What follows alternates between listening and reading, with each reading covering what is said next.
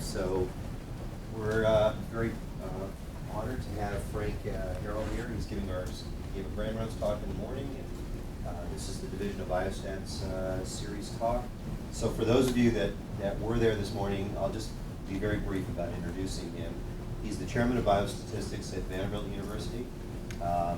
His track record goes back to a PhD in biostatistics at Chapel Hill in North Carolina, working with PK-Sen. He then went to Duke University, working in the clinical research unit in cardiovascular disease. A lot of him worked there. For a number of years, he was the division founding director of biostatistics and epidemiology at the University of Virginia. And then in 2003, he became the founding chairman of the Department of Biostatistics. Are you division? No, this is about you. This is here. Okay, sorry. Department of Biostatistics at Vanderbilt. And his work spans a wide range of topics. This morning he spoke a lot about the use of information and maximizing the amount of information that you can get from your data in terms of what might go wrong if you didn't do that. This is a drill down talk focusing on sensitivity, specificity, and other measures of diagnostic utility. So welcome. Thanks, Sunil. It's great to be here visiting the Division of Biostatistics. And like the talk that I gave a little while ago, this one's intended to be a little provocative also. Slightly more narrow range, but drilling down into diagnostic medicine, diagnostic research. So let's get right into it. This is what a lot of people think of when you mention quantification of diagnostic accuracy. And there's a history to this. It's very tortured. And I don't know the whole history, but sensitivity and specificity were developed as concepts in, I think, probably World War II. And it was about, and the reason we have the term receiver operating characteristic, the word receiver really means radio receiver. And so when you're in the war and you're trying to pick up signals on radar or radio, if there's an object on radar and you miss an incoming plane, that's pretty bad. If somebody's trying to send you a message about the front during a battle and you don't get the message, that's pretty bad. So detection is all important. And so you don't want to miss a signal. And so that's where sensitivity came from. In the 1950s, it was appropriated by a statistician into the field of disease surveillance and epidemiology. And there's no real rhyme or reason for why it was appropriated into that field. It doesn't make any sense whatsoever, in my view, to talk about detection of signals when you're talking about diagnosis. But in those days, there was a lot of research on the where you would take blood samples or sputum samples, and you want to be able to detect bacteria and other infectious agents. So detection has always been important, but the idea of sensitivity and specificity were never motivated to be used in this field. And it's only an accident and a paper in the late 1950s that really made people use it, or they probably would have never used it in this field, and we would be all better off. So these are the definitions that everybody knows and loves for sensitivity and specificity. Sensitivity, probably a test will come back positive if the person indeed does have the disease. The probability you'll hear the signal on the radio if a signal was issued at the 100 miles away. Specificity is sort of the reverse. And then using Bayes' rule, we can turn that around to get the probability of disease given the test is positive. Now, there's a really funny thing that happens when this is taught to medical students, is they teach Bayes' rule early in the process and not realize that what Bayes' rule is doing is diverting a disaster from backwards probabilities. And so we think of Bayes' rule as a really cool thing, but in this context, Bayes' rule is not needed at all. Bayes' rule is a corrective action for conceptualizing the problem incorrectly. And then Bayes correctly fixes that. But if you think about a cohort study, you would never have been detoured into backwards probabilities from a cohort study in the beginning. you would have just said, well, I want to know if you're male, what's your probability of having disease? If you're female, I don't want to know the probability you're a male if you have disease. That's not something I ever would have cared about. And I never would have cared about the probability that if you have disease that you would have a positive change on an electrocardiogram. I really wouldn't have cared about that. So a cohort study, you go directly to the answer. You get the probability of disease if you have the abnormality on the test. And you don't need Bayes' rule at all. So this is like going out into downtown Miami and you need to take a right turn, and there's no one-way streets anywhere. It's just a regular right turn, and you say, I want to make 3 left turns to accomplish a right turn. And very few people drive like that. It's a really odd way to want to drive, but we act like that in this context all the time. And just to drive that point home, and this will sound bizarre, but think about it. Somebody tells you that you've got workup bias, and your sensitivity and specificity are wrong because they didn't account for the fact that we selectively held back males from getting the follow-up test more than we held back females. So we have a workup bias with regard to the sex of the person. So somebody points you to a paper that says, here is the complicated correction that you need for sensitivity and specificity in the presence of workup bias. So there's complicated corrections. A lot of people spend a lot of time on this stuff, and you have to understand it. You can apply the corrections. So you apply those corrections here, and then you put Bayes' rule into effect, and the corrections disappear. So you go to all that trouble to correct for workup bias, and it all cancels out by the time you calculate the probability you should have calculated in the beginning, which is the probability that respects the flow of time. So time flows in only one direction, as best we can tell. And time is synonymous with information. So time and information you can think of almost interchangeably. As time flows this way, information increases. Chaos also increases, but that's another thing. So if you want to calculate a probability that respects the flow of time, a lot of bad things that you had to account for if you think of time flowing this way, which is exactly what this is doing. The disease diagnosis is made last. The test comes earlier. And if you have workup bias, referral bias, that gets in the way of making your determination, and you have to make a correction. By the time you go forward, it all cancels out. You've just wasted a tremendous amount of time. So why do we like three left turns to make a right turn? Somebody must have too much time on their hands. That's my only conclusion. Another way to say it, if it's not forceful enough, is that when you think about these quantities, what study design is consistent with an interest in calculating these quantities? So what classic epidemiologic study design is case control? So if you have a case control study, these may be all you can do, unless you have some correction for the sampling. So this is very natural in a case control study. You've oversampled the disease. So you have 100 disease, you have 100 controls, you could have gotten 1,000,000 controls. So you have oversampling, you have a classic case control study. This is a perfect thing, almost perfect, to apply in a case control study. When you're not using a case control study, and most diagnostic research uses a cohort study, this is completely irrelevant outside of a case control study. Okay, now we get to another problem, which I'll talk more about. People look at that notation and they say to themselves, this is classic mathematical notation. The person who wrote it down must be smart. Not true. What does that notation hide? That notation makes it look like that test is positive or negative. That notation makes it look like the disease is either all there or all gone. And if you can think of a disease that works that way or a test that works that way, I'd like to know about it. I was in an audience of clinicians. I said, maybe the pregnancy test is the one test that is truly positive or negative. And a clinician said, not so.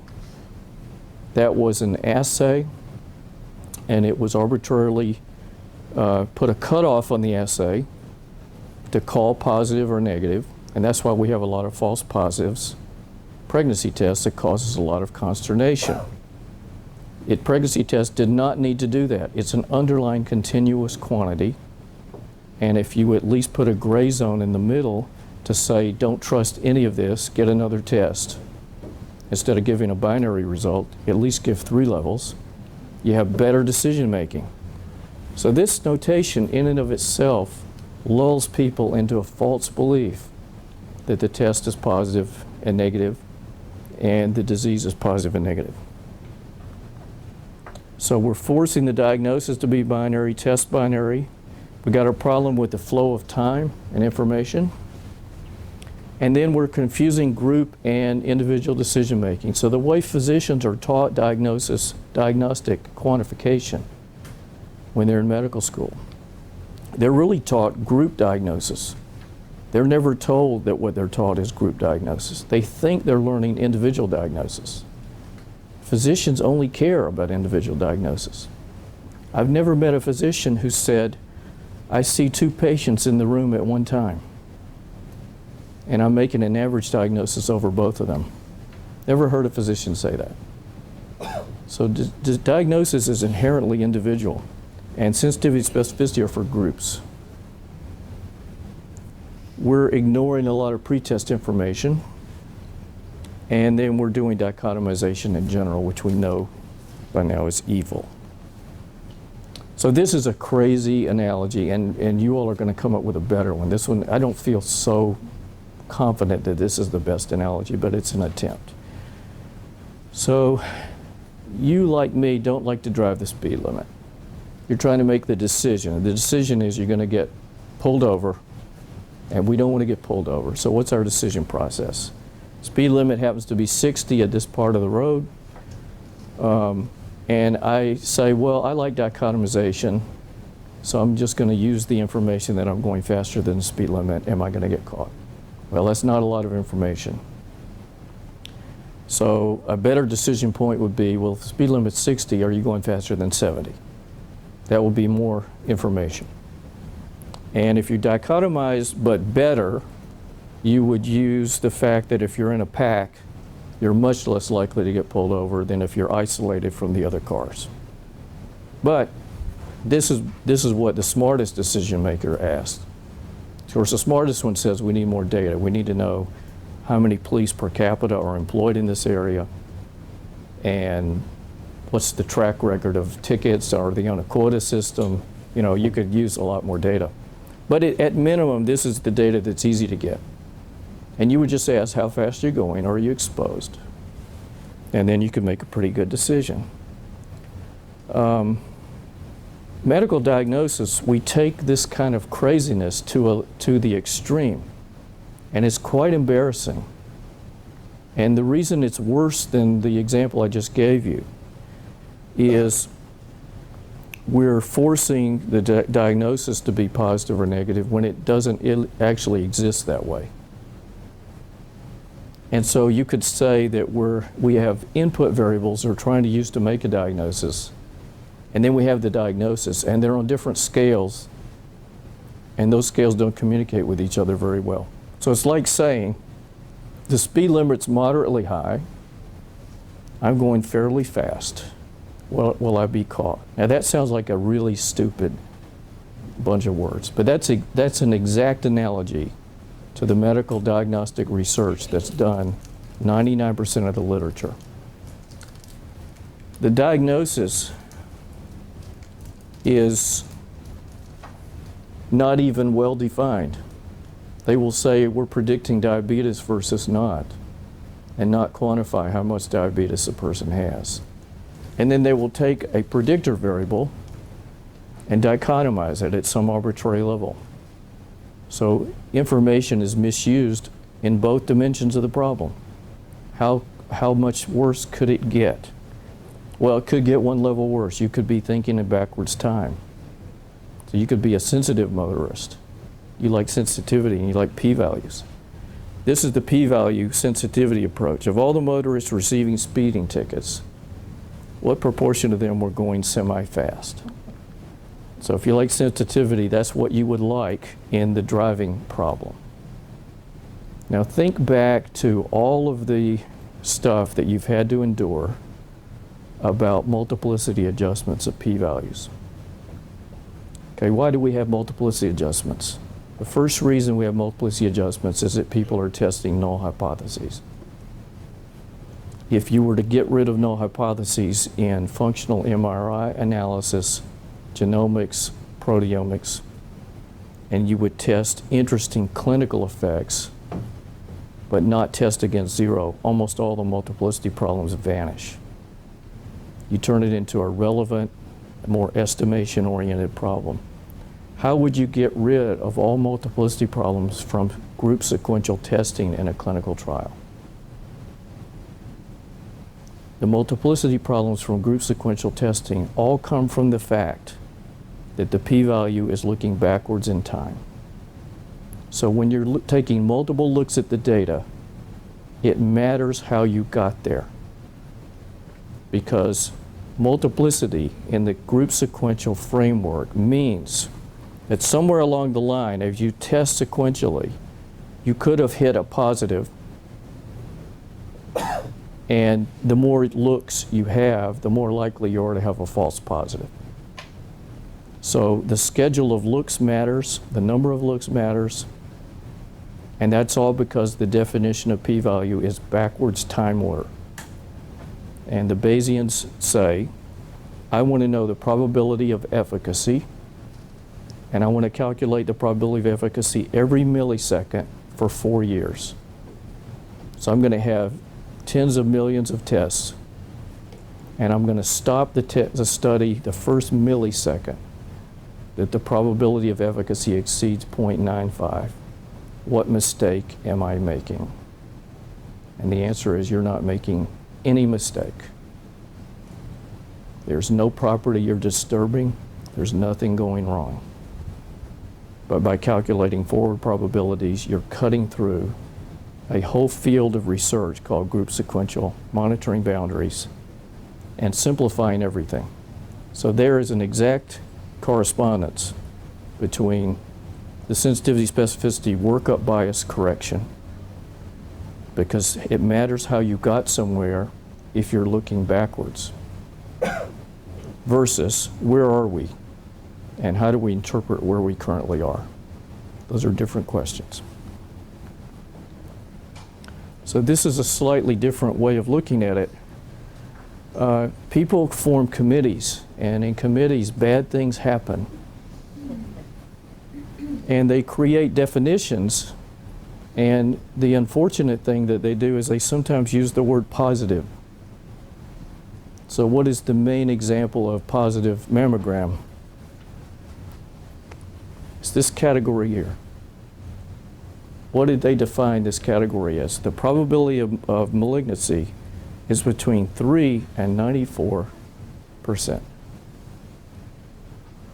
Was that LSD, cocaine, heroin, or alcohol that caused that committee to act like that?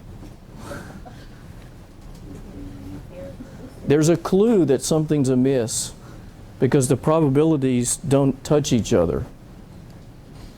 You know, somebody that's at 94.5, you don't know where to put them in this scheme. So you have, anytime there's an arithmetic error in a scheme, you start to doubt the fundamental principles that the committee's using.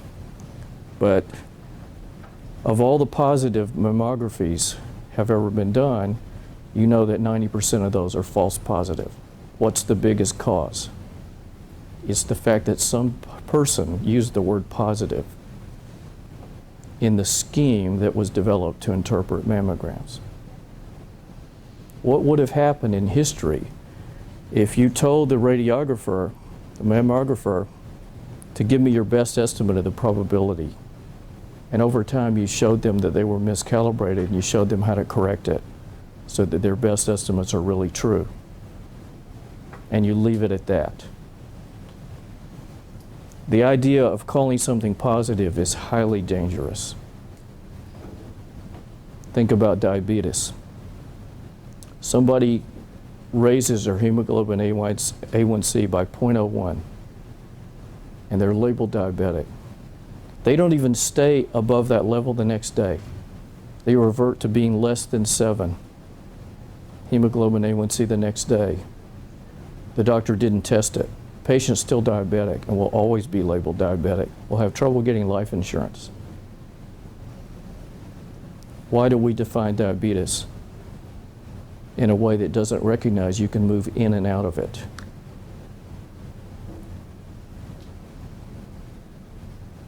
So dichotomous thinking does so much harm in everyday life. So if we could do away with those terms, we would be better off.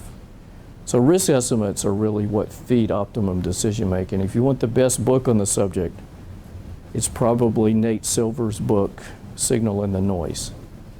He has the most cogent, persuasive narrative about why probabilistic thinking improves your life. And he says the best probabilistic thinkers in the world are poker players, the ones that win. And a good poker player that wins consistently never assumes that a probability is 0 or 1 and doesn't act that way. We need to refer decisions to the decision makers, and so giving risk estimates are our job. Risk estimates have their own error rate, self-contained, which I talked about earlier today. This was a nice article by Andrew Vickers and others in Annals of Internal Medicine, and they argue that diagnosis can be harmful.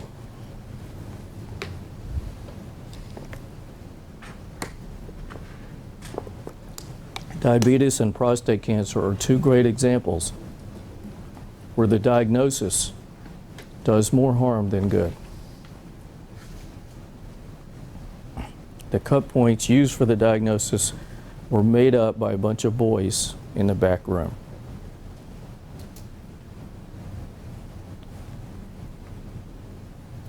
So if anybody ever comes to you to say there's an established threshold for a certain diagnosis, ask them, what's the paper? Where do I find it? Go read the paper. And you will always find out that the threshold in that paper was made up out of thin air. If you see an example to the contrary, show it to me. Because I've been challenging people to find that paper for about 10 years and nobody's found one. So we have this problem with time order, discontinuous scoring rules, and it is commonly mistaught that sensitivity and specificity are properties of tests, and that's not true. They're more properties of the patient than they are of the test. And I'll show you more about that. The big problem is they're not constant, and you can show that any disease that has an underlying severity, which I can't think of any disease that's not true, perhaps spinal meningitis, bacterial meningitis comes close. I guess trauma would be the case. You know, after you've been in a car crash compared to being before in a car crash, that's really different. But all the diseases we talk about, there's an underlying severity. Well, I guess trauma, you got an underlying severity too. And you can show that the sensitivity of a test will increase with any covariate that is related to the underlying disease severity that you forgot to use in your analysis. The variable that's usually most correlated with disease severity is age. Not knowing anything else. Age is a good bet. And so sensitivity will usually go up with age, but it will go up with any variable that's correlated with the underlying severity that you forgot to use. Now, if you're going to think backwards, you have to adjust for workup bias, and you don't have to do that in forward models. Where would sensitivity specificity be useful? They'd be used in proof of concept studies. You'd like to show that a new diagnostic at least has information So those that have the disease, they come out looking worse on the diagnostic than those that don't. That's a proof of concept study. That's not a clinical usefulness study. So here's an example from real data from years ago. Patients come in with chest pain, they get an electrocardiogram. You're diagnosing coronary artery disease, and you can see that the sensitivity of a positive electrocardiogram goes straight up as you get older. It's much higher for males, because males tend to have more severe coronary artery disease.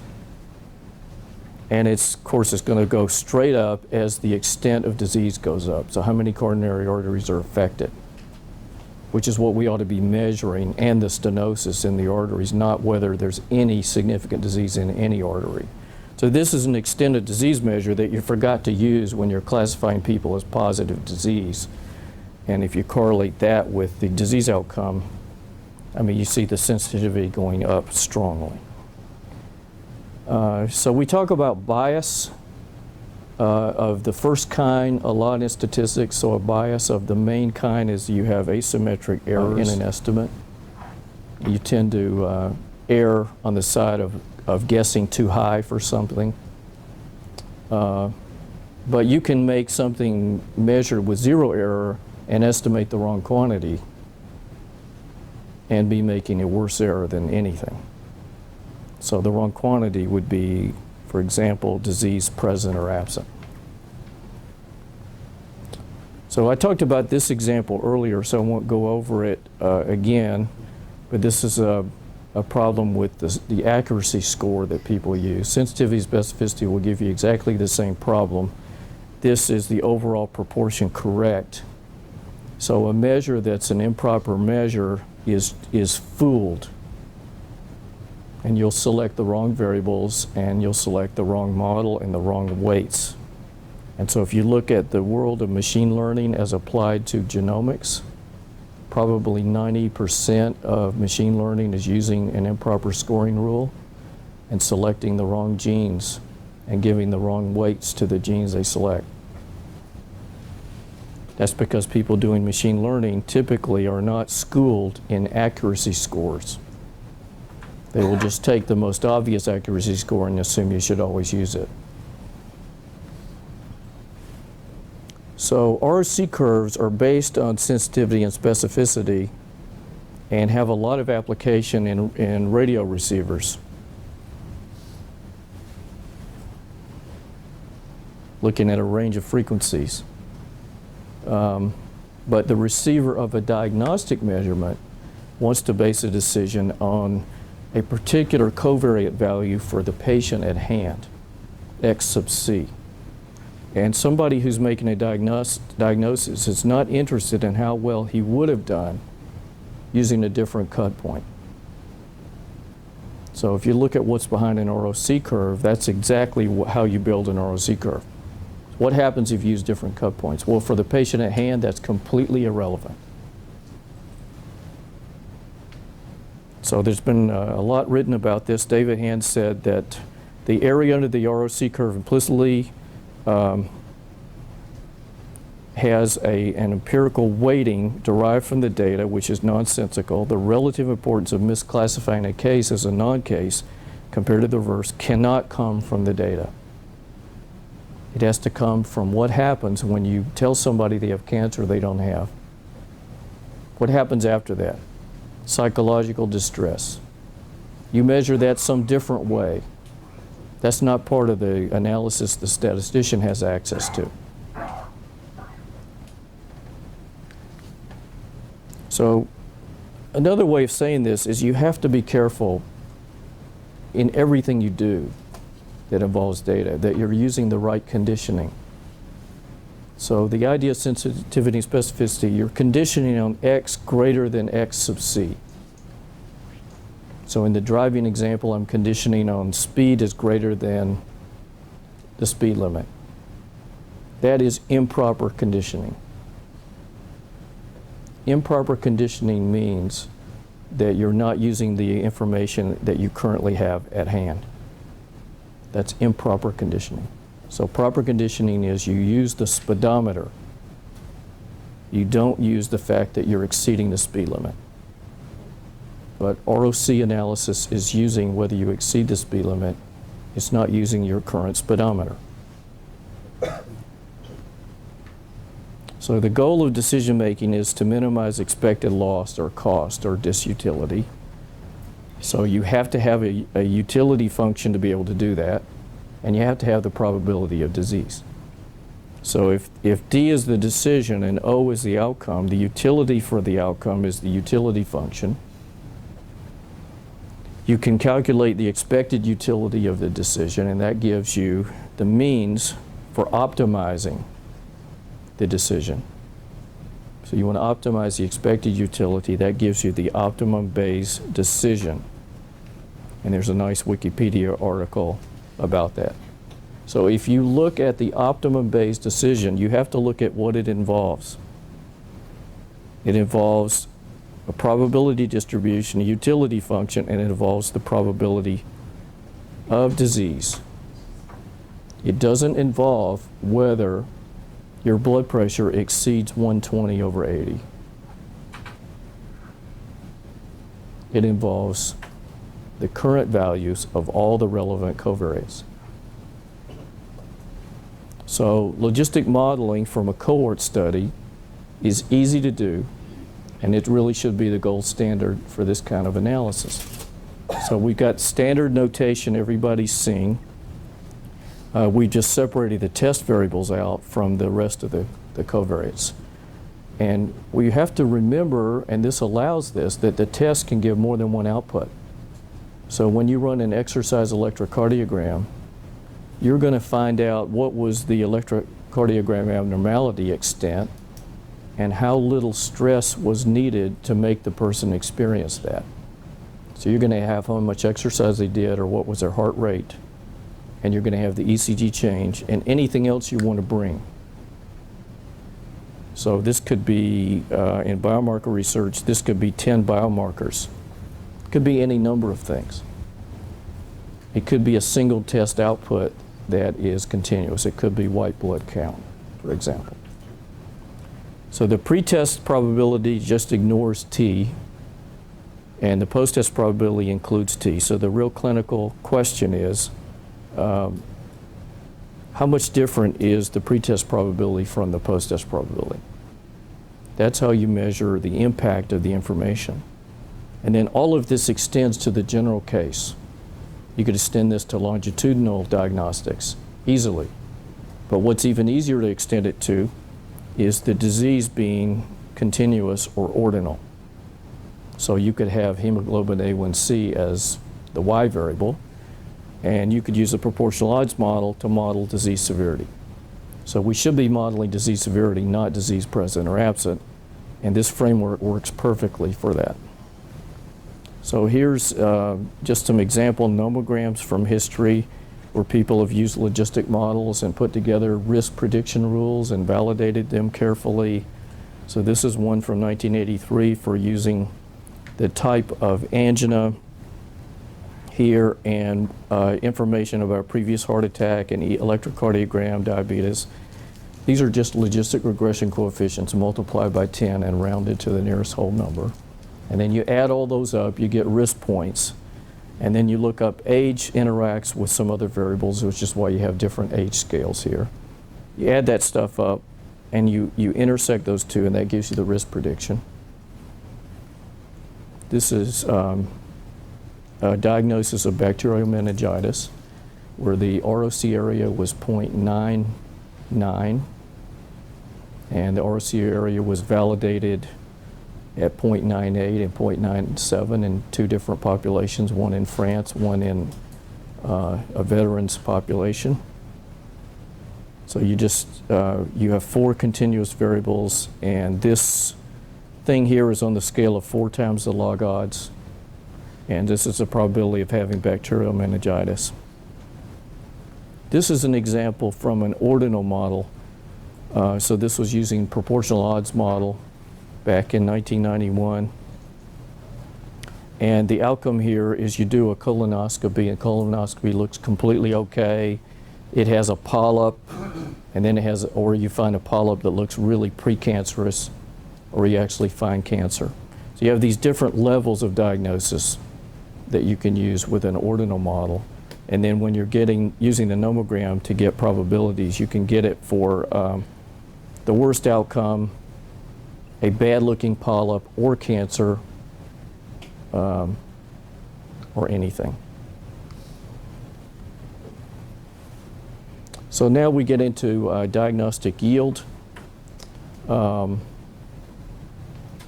So we can consider changing the predicted risk when we add new variables. It's very easy to do, very natural.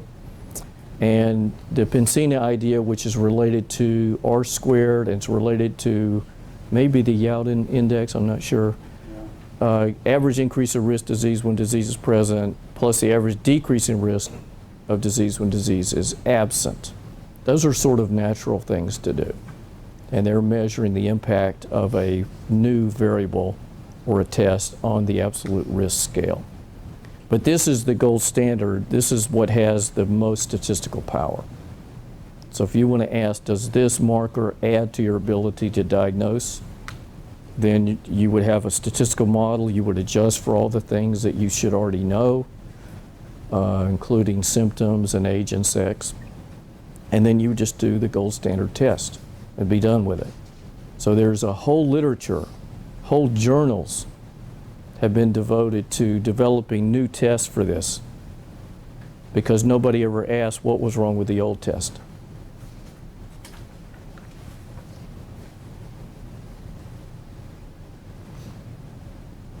So we're going to get the variation in the relative log odds of disease, which just comes from the fitted coefficients for the new variables.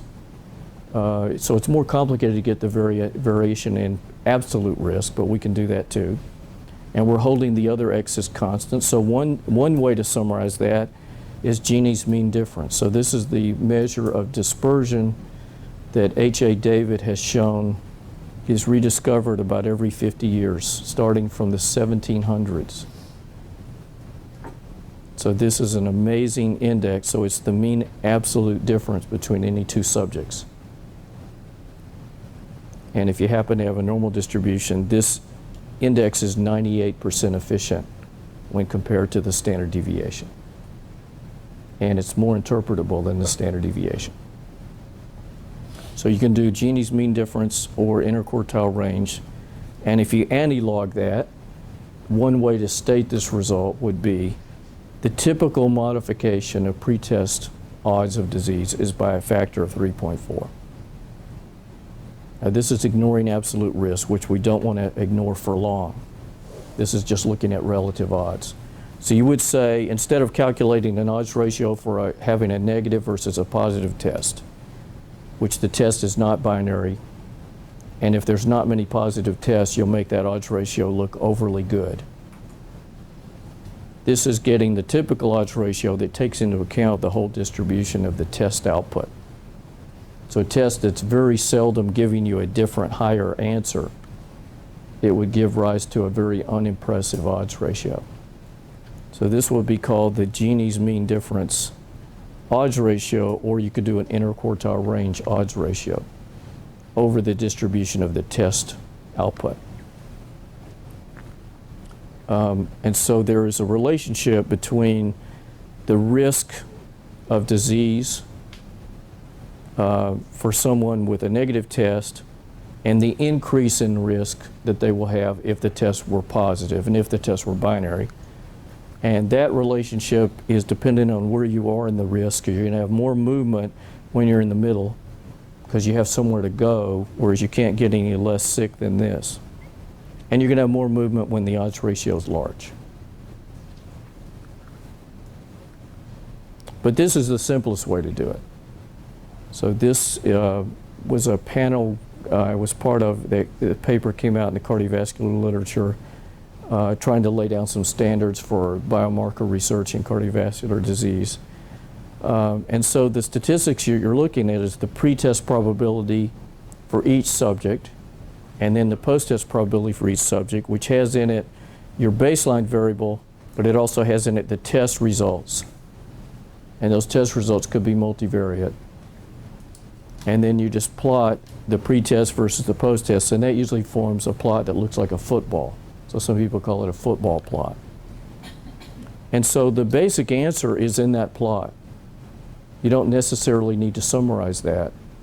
What you want to know is how different are the post-test probabilities from the pre-test. That is the yield of the test over the types of subjects that you enrolled in your cohort study.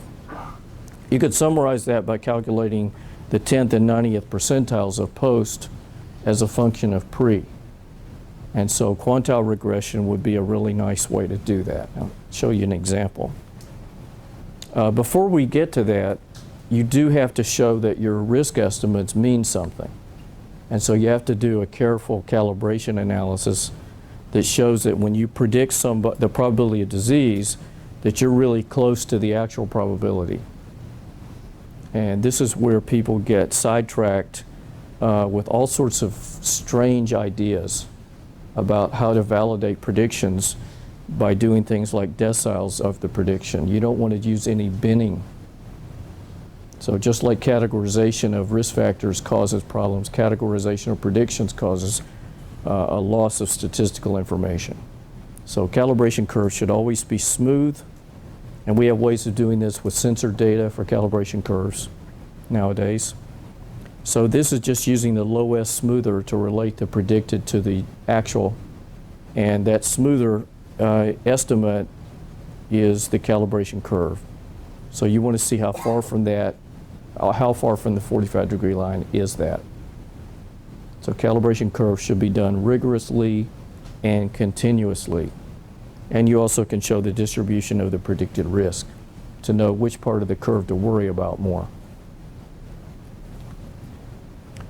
So once we know that our risk estimates are meaning something and we're not just overfitting and creating regression to the mean, then we can look at this absolute yield. So quantile regression is a pretty good candidate for this. You could just summarize what's the mean absolute difference between post and pre. And so one way to summarize this, and this is not magical in any way, is what I call DU50. So this is the distribution of the post-test probability when the pre-test is 0.5. So if you had to pick a point, and there's no magical point, there is one that has a little bit more meaning than others, which is the point of maximum uncertainty. So where we need the most help in diagnosing depends on the disease. But for a lot of diseases, we need the most help when we're at the point of maximum uncertainty, which is when the probability is flipping a coin. So that's why I'm emphasizing DU50. So what is how much movement do we get in post-test probability when the pre-test is 0.5? And we can summarize that a lot of different ways, and there's a special case when you really do have a binary test. So what if you had a case control study or you oversampled? Well, you can mimic this and get a meaningful result. The intercept, if you had oversampling, the intercept is meaningless. But you can choose the covariates that you might be interested in and solve for the intercept. That gives you a pretest probability of 0.5. So we'll just target all of our assessment to be, what if we could move everybody to 0.5? So we can do that even from a case control study, and then proceed as before. So we're just solving for an intercept to get us to the maximum uncertainty point, no matter how much oversampling we did, if it wasn't a regular cohort study. So here's a real data example. Now this is kind of an old-fashioned test, which is total cholesterol. So we're thinking of, just pretend you could first measure cholesterol, and we're treating that as the new test. What is the yield of that test in diagnosing coronary artery disease? So there's, the problem is coronary artery disease has a whole spectrum. And so significant coronary artery disease is much easier to have than having severe coronary artery disease. So severe means you have 3 vessels involved, or you have the left main trunk involved. And so what happens when you relate cholesterol to age cholesterol and age to the probability of disease. Well, it depends on which disease you're talking about. Significant disease or severe disease. So those are just done separately. So you can see the relationship between cholesterol and the probability of disease is fairly nonlinear, and it even reverses for old people. So we know that if we know that if your cholesterol is very low and you're older, that's a bad thing. You're more likely to have heart disease and to die of cardiovascular. And there's some data about cancer incidence too for very low cholesterol. So it even flips, although we don't have a whole lot of data right in here. And so this just shows you that age interacts with cholesterol. So if you're going to look at the impact of cholesterol as a test, you really cannot do that without simultaneously analyzing age. So this is what happens when you put it all together. So your pretest probability, there's also the sex of the person in there, and age interacts with sex in a nonlinear way. So the pretest probability is made up of a nonlinear function of age with a spline function, the sex, and an interaction between the spline function and of age and sex. And then the post-test probability has in it cholesterol and cholesterol by age interaction, because the impact of cholesterol varies with age. So that is a tensor spline. So how messy you had to get to actually model all this stuff doesn't make the plot any messier. It's just you see nonlinearity in the plot. So this is quantile regression. So this is just a way to summarize this. This is the estimated 0.1 quantile and the estimated 0.9 quantile of post-test probability as a function of pretest probability. So if the post-test probability is always equal to the pretest, that means you have no information from the new test. But how big that variation is, so you could quantify that with the difference of these two, and any number of other ways that you want to do, including Genies mean difference and whatever, that's going to give you the yield of the test.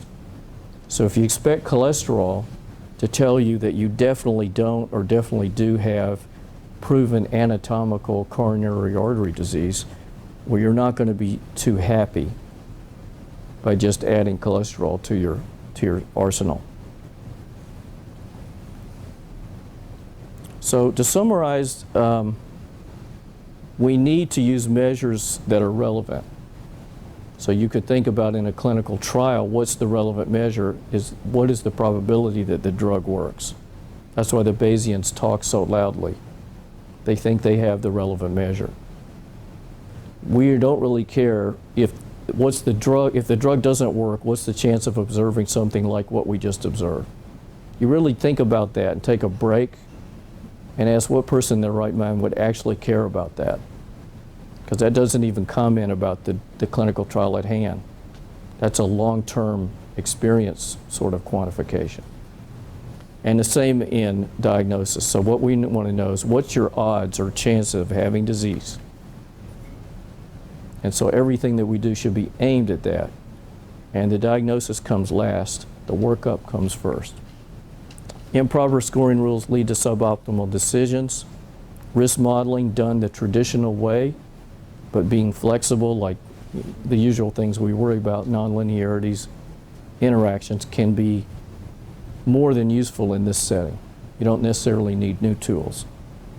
Cohort studies are ideal, but you can still have useful measures in other types of designs.